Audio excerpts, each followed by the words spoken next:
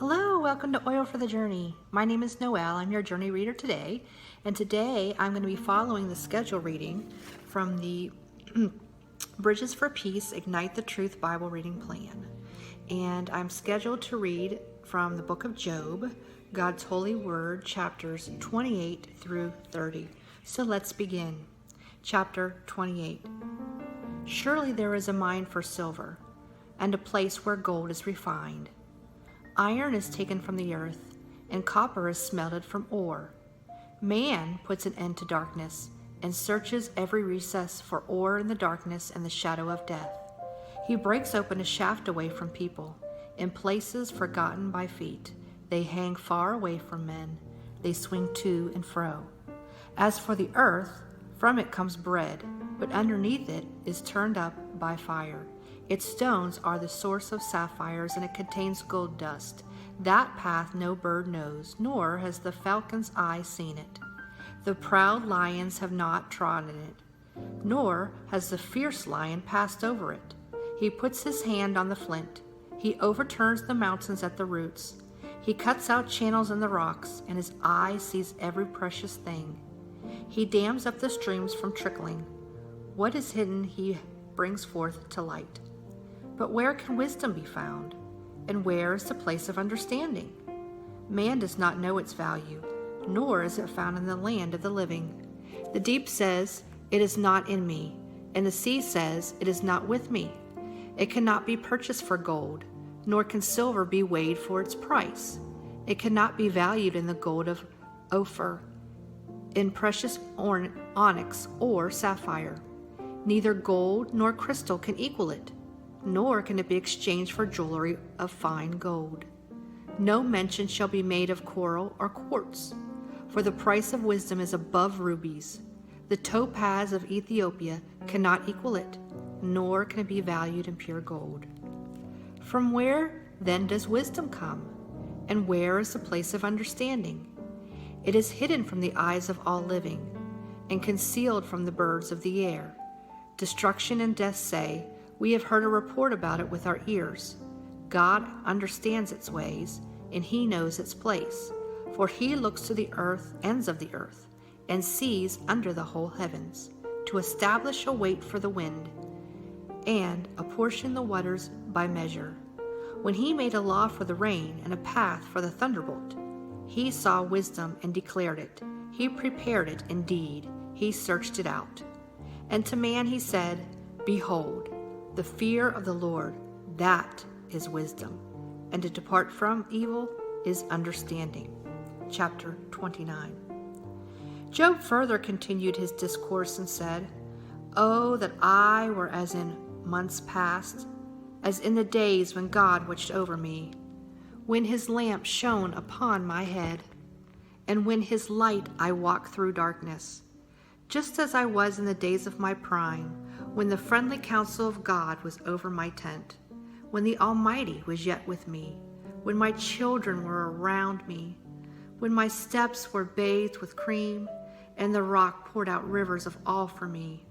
When I went out to the gate by the city, when I took my seat in the open square, the young men saw me and hid, and the aged arose and stood. The princes refrained from talking and put their hand on their mouth. The voice of nobles was hushed, and their tongue stuck to the roof of their mouth. When the ear heard, then it blessed me, and when the eye saw, then it approved me, because I delivered the poor who cried out, the fatherless and the one who had no helper. The blessing of a perishing man came upon me, and I caused the widow's heart to sing for joy. I put on righteousness, and it clothed me. My justice was like a robe and a turban. I was eyes to the blind, and I was feet to the lame. I was a father to the poor, and I searched out the case that I did not know. I broke the fangs of the wicked, and plucked the victim from its teeth. Then I said, I shall die in my nest, and multiply my days as the sand. My root is spread out to the waters, and the dew lies all night on my branch. My glory is fresh within me, and my bough is renewed in my hand. Men listened to me and waited, and kept silence for my counsel. After my words they did not speak again. and my speech settled on them as dew. They waited for me as the rain, and they opened my mouth wide as for the spring rain. If I mocked at them, they did not believe it, and the light of my countenance they did not cast down. I chose the way for them and sat as chief, as I dwelt as a king in the army, as one who comforts mourners. Chapter 30. But now they mock at me, men younger than I, whose fathers I disdained to put with the dogs of my flock. Indeed, what profit is the strength of their hands to me? Their vigor has perished. They are gaunt with want and famine, fleeing late to the wilderness, desolate and waste, who pluck mallow from the bushes and broom tree roots for their food. They were driven out from among men. They shouted at them at a thief.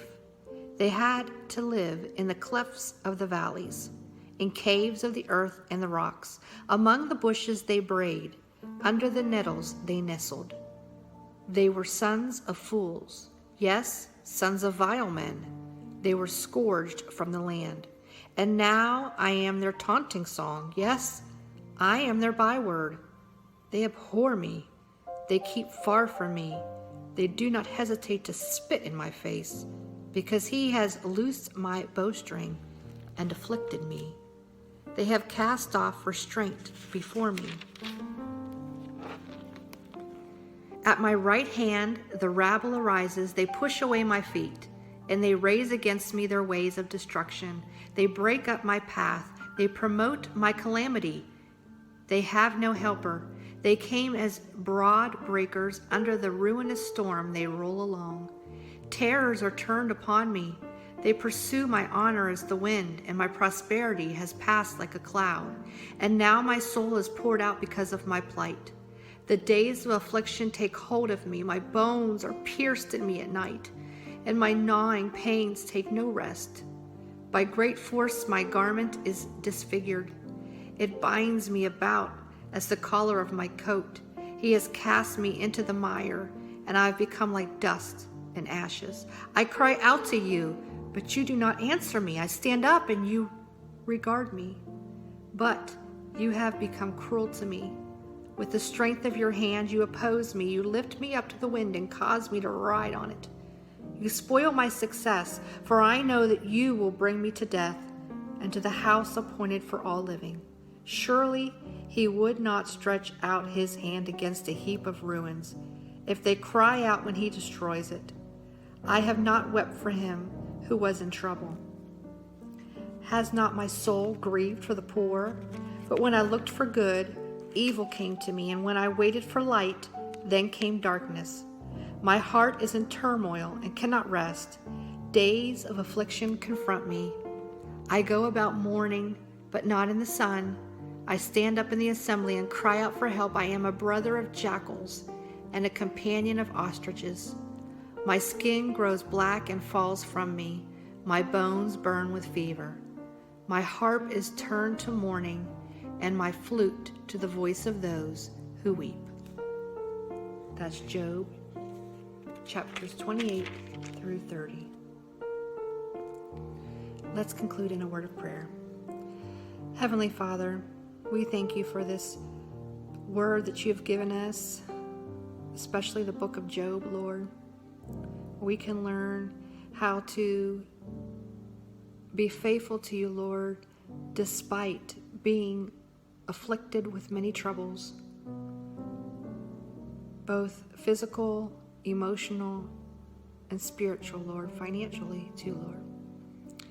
Lord, just help us to be like Job and to trust in you that you will never leave us or forsake us. I just pray, Lord, for our country, Lord, that you would not remove your blessing from our country, Lord, that you would continue to press upon the hearts of your people to continue to pray for our country, Lord, to turn from our wicked ways and to follow you. Lord God, I just pray right now for our country as we're faced with so many problems here at home and overseas. God, I pray that you would give us wisdom that only comes from you. I pray to give our leaders wisdom and help them to make the tough decisions, to do the right thing. Help us to put on righteousness in our own lives. Help us to be a light in the darkness. In your name I pray. Amen. Thank you. Have an awesome day.